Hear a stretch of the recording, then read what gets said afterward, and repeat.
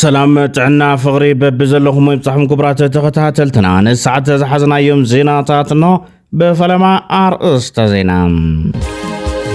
حوحاتنا بأمريكا ملس الإغام مقلت أمريكا قوصل زقسقس مبر شماقلاوي أيكونن العلام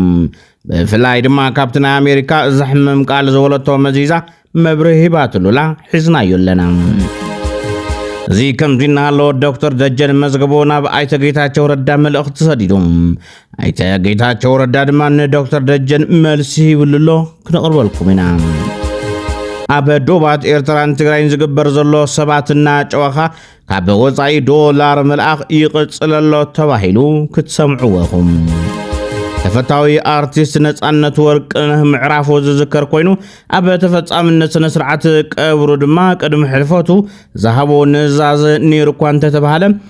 ንሱ በመግዳፍ ስነ ስርዓት ቀብሩ በኻሊ ክፍጸም ምዃኑ ድማ ኣዘራራበ ኮይኑሎም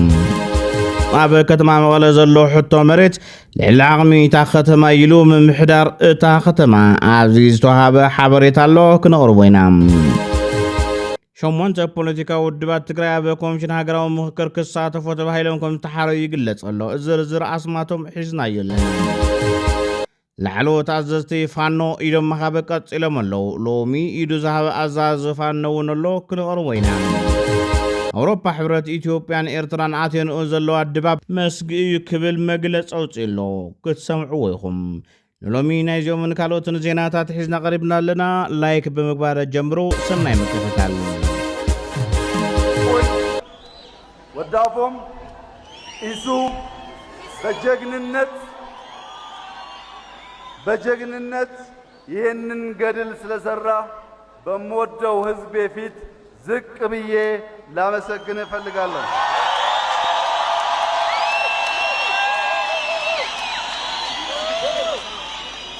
ጸሎቴ የኢትዮጵያውያን ጸሎት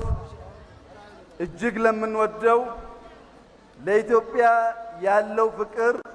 ከምትገምቱት በላይ የሆነው ስለኛ ተናግሮ የማይጠግበው ኢሱ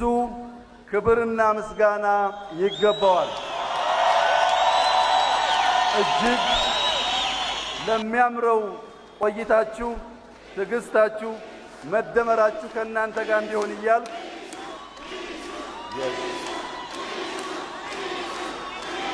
ፈጣሪ ኢትዮጵያና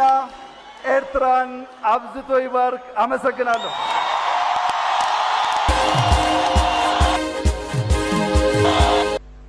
ሰነፍ ነዳይ ፈራህ ስሱዕ ሰነፍ ይልካሐዘን نداي الكعسن فرح بل سسوع على له كله سسوع زين انت نقد مجلسنا زين تاخاتنا بالله اجي عدم ابقى يقول تعتو خمزي لهم من خمزي لهم اوصيهم نحن خمزي لنا ولفي ناي نداياتي ولفي ناي سسعاتي ولفي ناي فرحاتي ولفي ناي سنفات حوحات نمجلت إمباسي أمريكا تقاومهم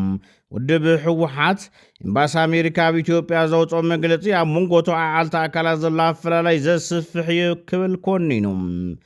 تودب زوج مجلتي أمباسادر أمريكا بإثيوبيا أبو حمرة نزكايد عدة ملكتو أبلع زوج مجلتي أتحساسيون لك بالأفليتهم تيمباسي زوجو مجلسي يهزوز حاجة زيت البوغنات بتحدوغن زعانو مسارة المعات الدماء بتخالي تعذيب بمبال مغنيات كوينات استمزابولو تقارو نعمتات إيد حاجة تاكالات يصبي اللو هزبي أقدمو زبل ساوعد كم زغربة أب تصابنا مكتاتنا الذكريم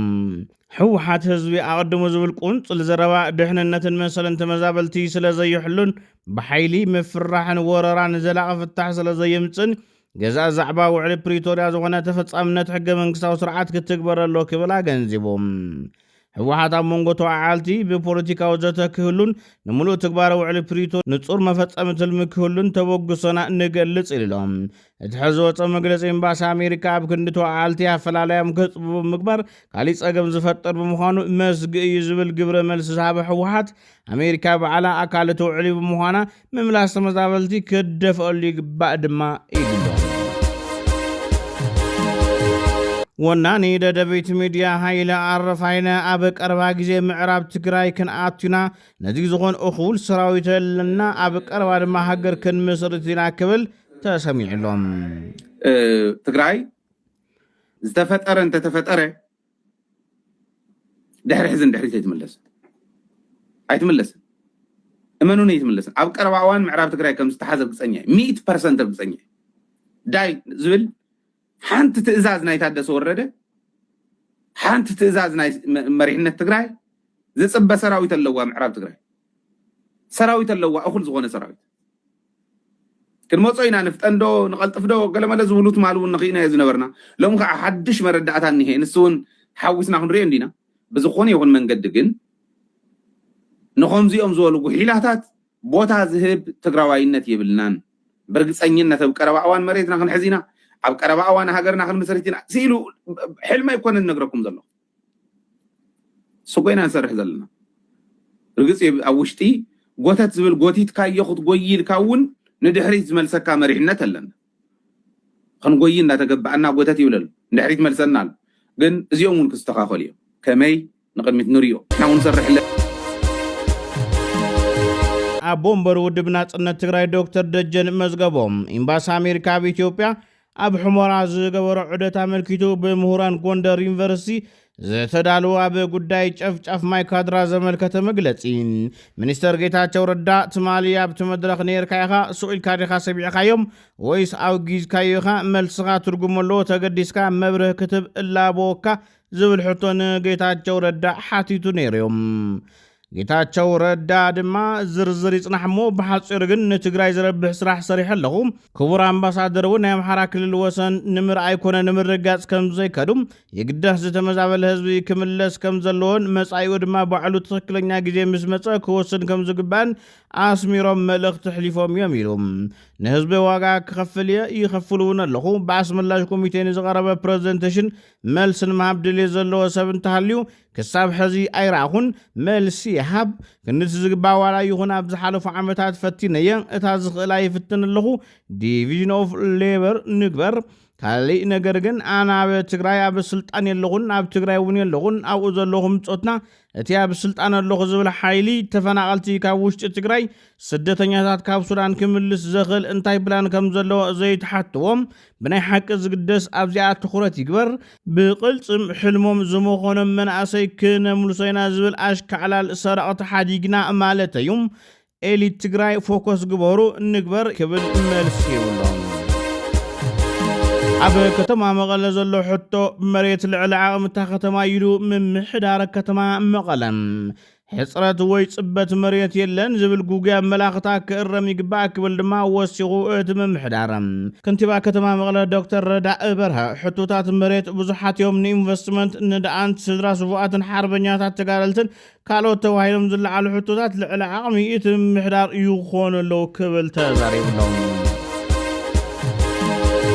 ልዕሊ 56 ተመሳሳሊ መፋትሕ ተጠቒሙ ገበን ስርቂ ክፍፅም ኢድ ብኢድ ዝተረኸበ ኣብ ትሕቲ ቀይዲ ውዒሉ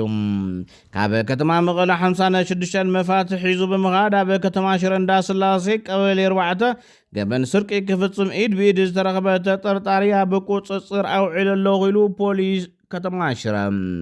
ኮሚሽን ፖሊስ ትግራይ ከም ዝሓበሮ እዚ ተጠርጣሪ ኣብ ከተማ ሽረ እንዳስላሴ ቀበሌ 4 መንደር 1 ከባቢ መናኸርያ ዝርከብ ሆቴል ካልኣይ ርእሱ መደቀሲ ብምሓዝ ካብ መቐለ ልዕሊ 56 ተመሳሳሊ መፍትሒ ሒዙ ኣብቲ ዓራት ሒዙሉ ዝነበረ ሆቴል በቲ ተመሳሳሊ ቁልፊ ከፊቱ 200,000 ብር ክሰርቕ ኢድ ብኢድ ብተሳትፎ ሕብረተሰብ ንኽልቲኦም ኣብ ቁፅፅር ውዒሎም ፖሊስ ተወሳኺ ምፅራይ የካይድ ከም ዘሎ ገሊጹ ሸሞንተ ፖለቲካ ውድባት ትግራይ ኣብ ኮሚሽን ሃገራዊ ምክክር ክሳተፉ ተባሂሎም ከም ዝተሓረዩ ተገሊጹ ይኹን እምበር ንቁፅር እምበር ድርሻኦም ኣብዚ እቶት ባህል ይኮነን ተባሂሉሎም 8 የትግራይ ተቃዋሚ የፖለቲካ ፓርቲዎች አዲስ ጥምረት ፈጠሩ ይላል 8 እነማን ናቸው ስምረት የጌታቸው ረዳ ማለት ነው አረና ትግራይ ባይቶና ውድብ ወለዶ ትግራይ ቃንጫ ሐቂ የትግራይ ዴሞክራሲያዊ ፓርቲ ትንሳኤ ሰባንደርታ እና ራያ ራዩማ ትግራይን ወክለው በአገራዊ ምክክር ኮሚሽን ለመሳተፍ ይላል ሐቅ ልንገራችሁ የእውነት አረና ከ30 ሰው በላይ ሊያቀርብ አይችልም። 30 ማክሲመም ነው የምላችሁ። አሁን ትግራይ ላይ አረናን የሚከተል ከ30 ሰው በላይ ማቅረብ አይችልም። እንኳን ያኔ ድሮም ያኔ እንደው በአንጻራዊነት የተሻለ በሚባለው ጊዜ ለማስመሰል የሚያደግ በሚልበት ጊዜ እንኳን የሆነ 15 አመራር ነኝ የሚል 15 እንተዋወቃለን። ስምረት ስደተኛዋ ማን ነው የጌታቸው ረዳ የተወሰነ እንትን አፋር ታጣቂ ግሩፕ አላት። ከዛ ውጪ መሪዎቹ በእንትን አዲስ አበባ ቁጭ ብለው በሳተላይት ነው 8 ፓርቲ ሚሊየን ነው። ባይቶና የሆኑ 5 ልጆች አሉ። አንዳንድ ጊዜ ሚዲያ ላይ ወጥተው እንትን ግራና ቀኝ የሆነ ነገር ይላሉ። አንዳንድ መግለጫዎች ለማውጣት ይሆናሉ። ውድብ ወለዶ ትግራይ ኣብ ትግራይ ፖለቲካ ውድባት ኣብ ሕድሕዲ ወረዳ ብዝመስል መልክዑ በብዕለቱና ፈልፈላ ይኸዳለዋ ዝበሉ ገለ ወሃብቲ ርእቶም እዚ ይኮነ ተባሂሉ በጀት ተሰሊዕሉ ብግዳማውያን ሓይልታት ዝስርሐሉ ዘሎ ትግራይ ናይ ምክፍፋል ስልቲ እዩ ክብሉ ድማ ገሊፆሞም። ኣብ ኮሚሽን ሃገራዊ ምክክር ክሳተፉ ካብ ዝተባሃሉ ፓርቲታት ትግራይ ውድብ ወለዶ ትግራይ፣ ፓርቲ ሰብዓ እንደርታ ከምኡውን አረናን ካልኦትን ይርከብዎም። ኣብ ዶባት ኤርትራን ትግራይን ዝግበር ዘሎ ዝውውር ደቂ ሰብ መንግስቲ ኣደብ ከትሕዞ ይግባእ ኢሎም ኤርትራውያን ሞድማ እቶም ሰብ ናብ ትግራይ ምስ ሰገረ $10 ዘኽፍሉ ዘለዎ ሰባት ንፈልጦም እዮም ዝብል ተዋሃብ ርእቶ ብፍላይ ኣባላት ጽምዶ ናይ ጮያ ቦታ ሰብ ዝእሰረሉ ተባሂሉ ዘሎን ነቶም ኣብኡ ተዋፊሮም ዘለዉ ኣካላትን ኣብ ሕጊ ከቕርቡ እዩ ዝሓትት። ኣብ ከምዚኦም ተዋፊሮም መሳርሕቲ ኣለዎም እዮም ተጋሩ ኣብቲ ዶባት ተጋሩ ኣለዎም መሳርሕቲ ዝኾነ ስደተኛ ኤርትራዊ ድመፀ ካብ ኤርትራ ኣብቲ ዶባት ይዓጽዎም ዓጽዮም ብተኻረይዎ ገዛውቲ ለዎም ይዓጽዎም ስልክ ደውሉ ንቤተሰብኩም እንዳበሉ 8,000 10,000 7,000 $6,000 ክፈሉ እንዳበሉ ይኽፍልዎም። ኣብዚ እውን ኣለዉ ክሳብ ሕጂ ሕጊ ደይሓዞም ሰባት ንፈልጦም ንሕና ብለክ ኣለኹ ኣብዚስ ኣለዉ ኣብ ከምኡ ስራሕ ተግባር ተዋፊሮም ዘለዉ ጸኒሖም እዮም ኣብ ከምዚ ተረዲኽ ኣብ ወረዳ ኣገላ ብምድፋር ክብረ ንጽህና ጓል 13 ዓመት ህፃን ዝተኸሰሰ ወዲ 20 ዓመት ውልቀ ሰብ ብማእሰርቲ ክቕጻዕ ተወሲኑሎም። ነባርነቱ ወረዳ ኣገላ ጣብያ ሰምሃል ዝኾነ ሓበንድራር ገብረ መድህን ዝተባሃለ ወዲ 20 ዓመት ተኸሳሲ ምሸት ንጓል 13 ህፃን ናብ ስዑድ ዓረብ ሒዘክ ክኸይድ ኢሉ ኣታሊሉ ናብ ገርሁ ስርና ሒዝዋ ምኻድ ናብ ሓደ ሆቴል እትዩ ክብረ ንጽህና ኣደፊሩ ተሰዊሩ ከም ዝነበረ ፖሊስ ገሊጹ። ነዚ ጥቆማ ዝበፅሖ ፖሊስ ወረዳ ኣገላ ክከታተሎ ድሕሪ ምጽናሕ ጥቅምቲ 14 2018 ዓ.ም ብኸተትል ፖሊስ ኣብ ቁፅጥር ሕጊ ውዒሉ ፖሊስ ወረዳ ኣገላ ዘሕለፎ መዝገብ ክከታተል ዝጸንሐ ቤት ፍርዲ እታ ወረዳ ተኸሳሲ ጥፍኣተኛ ኮይኑ ስለ ዝረኸቦ ብጽኑዕ ማእሰርቲ 7 ዓመትን 10 ኣዋርሕን ክቕፅዓ ከም ዝወሰኖ ፖሊስ ዞባ ማእኸል ወሲኹ ገሊጹ። ይኹን እምበር እዚ ፍርዲ ብጣዕሚ ዝነኣሰ እዩ ተባሂሉ ተቃውሞ ገጢምዎ ኣሎ። ሙሌ ናሒስ ዝተባሃለ ተፈታዊ መንእሰይ ኣብ ከተማ መቐለ ሞይቱ ተረኺቦም እማወትኡ ድማ ብሰብ ምዃኑ ተገሊጾም። መንእሰይ ናሒስ ስነ ስርዓት ቀብሩ ኣብ እንዳ ማርያም ዓዲ ሽንድሕን ተፈጺሙሎም። ትግራይ በብመዓልቱ ማዕለያ ዘይብሎ መናእሰይ ዝሕረዱላን ዝስደቱላን ገሃነም ኮይና ዝብሉ ሻቅሎቶም ዝገልጹ ወገናት በዚ ድማ ኩሉ ማሕበረሰብ ሕጊ ኣብ ምኽባር ይኹን ግንዛቤ ኣብ ምልዋጥ ግድኡ ክዋፃእ እዮም ዝላበው። ሙሌ ናሒስ ኣብ መቐለ በብሰፈር እናተፈላለኻ ዝግበር ባእሲ ክተርፍ ሓያል ፃዕሪ ይገብሩ ካብ ዝነበሩ መናእሰይ ሓደ ምንባሩ ግን ደስ ዝብል ካብዚ ነገር ካብዚ ባእሲ ምንም ጥቕሚ የብሉ ወላ ካብዞም ቅድሜና ነብሩ ድዮም ካባና ድዮም ምንም እንትን ልጥል ተጠቐመ ስለሌለ ኩሉ ነገርስ ተትናሕድጉ በቃ ማንም ሰብ ኣብ ማንም መንደር ኸይዱ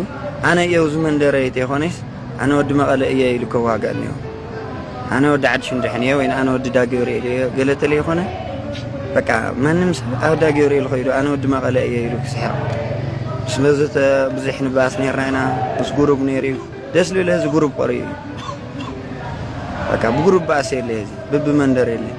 ግን ማንም ሰብ ኣብ ማንም ኸይዱ ደረቱ ነፊሕ ዝሰርሐሉ ለቤተሰቡ ዝጥውረሉ ኩሉና ኣብዚኣ ነና ደቂ ድኻ ኢና ሰሪሕና ንበልዕ ኢና ሰሪሕና ለቤተሰብና ንሕግዝ ሰባት ኢና ስለዚህ ተሓጋጊዝና ተደጋጊፍና ሓደ اللي يحجز لسرح ሰብ ኣይዞኻ أقولنا خكونينا ولا بقرش تلاقي حجزنا يبحث حجزنا لا ترددنا ناكب أمرارح فانو إلو مهابك أتسيلا ملو نايز مغصلتا كابيتين ماسرشا ستين كونيريل فانتهون مهبين سعيبوم ياسو عباتا زتبالا اللعلوي مرح فانو نمنغستي إيدهبو لومي أدي سابا آتيبو አርቲስት ነጻነት ወርቅነህ ካብዛ ዓለም ብሞት ምፍላይ ዝፍለጥ ኮይኖም አርቲስት ነጻነት ወርቅነህ በአቅራብነት ቴሌቪዥን ፕሮግራም ተዋሳይነትን ካልኦት ስራሕቲ ጥበብን እዩ ዝፍለጥ ኩሉ መዳይ አርቲስት ነጻነት ወርቅነህ ንብዙሓት ዓመታት ኣብ ኢቢኤስ ቴሌቪዥን ዝመሓላለፍ ናይ ቤተሰብ ጨዋታ ፕሮግራም ኣሰናዳእን ኣቅራብን ብምዃን የገልገል ነይሮም አርቲስት ነጻነት ወርቅነህ ብስራሕቲ ፊልምን ቲያትርን ኣዝዩ ተፈታዊ ዝነበረ እንትኸውን በሲቲ ቦይዝ ሳልነግራት ያንቺው ሌባ ሁለት ኤፍቢአይ ሚስተር ኤክስ ቾምቤን ካልኦት ስራሕትን ዝናድ ብቕዓት ተዋስኦ ዘርእሎም ፊልምታት እዮም። ነጻነት ወርቅነህ እባላለሁ። ተዋናይ ነኝ፣ ጽፋለሁ፣ አስታርቃለሁ። 4 ወንድሞችና 1 እህት አለች። እንደ አጋጣሚ ሆኖ እናትና አባቴ በህይወት የሉም። አያቴ ብቻ ያሳደገችኝ 9ኛ ክፍል ስሆን 4 ኪሎ አካባቢ ዩኒቲ የቲያትር ቡድን የሚል ተለጥፎ አየሁና ከዛ በኋላ ነው ወደ ትልቁ ወደ የቲያትር የመጣሁት ማለት ነው። ጓሮ ለጓሮ ሄጃለሁ፣ ወንዝ ለወንዝ ሄጃለሁ፣ በጠራራ ፀሐይ ዋኝቻለሁ፣ ባዝሊን ላስቲክ ወይት ቋጥረን ወይን በእንትን ሄጃለሁ፣ ዋኝቼ ነጮኝ ተስቲናም ጠጥቻለሁ። የወንዞ በህይወቴ ማርሳቸው አለልኝ መኳንን ጽጌ፣ ጥላውን ዘውገ የባንክ አካውንት የከፈተልኝ እሱ ኢላይቲ ዜና ስንሰራ ፎቶ አምጣ ብሎ የከፈተልኝ እሱ። አርቲስት ነጻነት ወርቅነህ በዓል ሓዳርን አቦ 3 ቆልዑን እዩ ነይሮም። ብዓልቲ ቤት ነጻነት ካብ ኣሜሪካ ናብ ኣዲስ ኣበባ ከም ዝተበገሰ ዝተሓበረ ኮይኑ ሰንበት ክትኣትያ ስነ ስርዓት ቀብሪ ድማ ሰንበት ክፍጸም ተባሂሉ መደብ ከም ዝተሓዘ ተፈሊጥሎም ነጻነት ኣብ ኣራዳ ጊዮርጊስ ዝተባለ ቤተ ክርስቲያን ክቕበር ድሌት ከም ዘለዎ ብሂወት ከሎ የንጸባረቕ ከም ዝነበረ ዝሓበሩ መቕርቡ እንተኾነ ግን ዛጊድ ኣርቲስታት ይኹን ናይ ቀረባ ቤተሰብ ሒዘምዎ ብዘለዎ ፕሮግራም መሰረት ኣብ ካቴድራል ቅድስት ሥላሴ ክቕበር ዝብል ውሳነ ከም ዘሎ ተገሊጹሎም ይኹን እምበር እዚ ተቃውሞ ይበጽሕሎ። ምክንያቱ ብሂወት እናሃለወ ዝኣተወ ቃል ክፍጸመሉ ይግባእ ዝብሉ ነቐፌታታት ቀሪቦም። ፕሬዚደንት ዩጋንዳ ሙሴቬኒ ኣብ ውፅኢት ቅድመ ምርጫ ልዑል ጸብለልታ መሪሕነት ሒዞም። ፕሬዚደንት ዩጋንዳ ዮሪ ሙሴቬኒ ኣብ ፕሬዚዳንታዊ ምርጫ መሪሕነት ሒዙ ከም ዝርከብ ኮሚሽን መረፃት ሃገር ዕላው ዝገበረ ውፅኢት ኣመላኺቱ። እቲ ኮሚሽን ሙሴቬኒ ካብቲ ዝተቆፀረ ድምፂ 76 ሚታዊ ክረክብ ከሎ ቀንዲ ተናሓናሓይ መራሒ ተቃዋሚ ቦብ ዋይን ድማ 20 ሚታዊ ከም ዝረኸበን መስርሕ ምቁፃር ድምፂ ገና ይቐፅል ከም ዘሎን መግለፂ ሮይተርስ ሓቢሩሎም። ይኹን እምበር ኣብ ውፅኢት መረፃ ይኹን ኣብ ካልኦት ምንቅስቓሳት ልዕሊ 7 ሰባት ከም ዝሞቱ ድማ ተፈሊጡሎም። ኣብ መወዳእታ ሕብረት ኣውሮፓ ኢትዮጵያን ኤርትራን ኣትዮንኡ ብዘለዋ ጎንፂ ኣብ ቀይሕ ባሕርን ቀርኒ ኣፍሪካን ናይ ፀጥታ ስጋኣት እናወሰኸ ይኸይድ ኣሎ ክብል ሓፂር መተሓሳሰብ ሂቦም። ኣውሮፓ ሕብረት ስጋኣት ተሰሚዕዎ በዚ ደረጃ ዚርኡ መግለፂ ከውፅእ ዝኽኣለ ንዘይተፈለጠ ብዙሕ ምንቅስቓስ ክህሉ ይኽእል ኢሎም ተንተንቲ ፖለቲካ ቀርኒ ኣፍሪካ። ክቡራት ተኸታተልትና ነሰዓት ዝሓዝናዮም ዜናታት ነዞም ተኸታተልኩም ይመስሉ ነይሮም። ንምክትታልኩም ኣመስጊና። ሰላም ንህዝቢ ትግራይ፣ ሰላም ንኹሉ።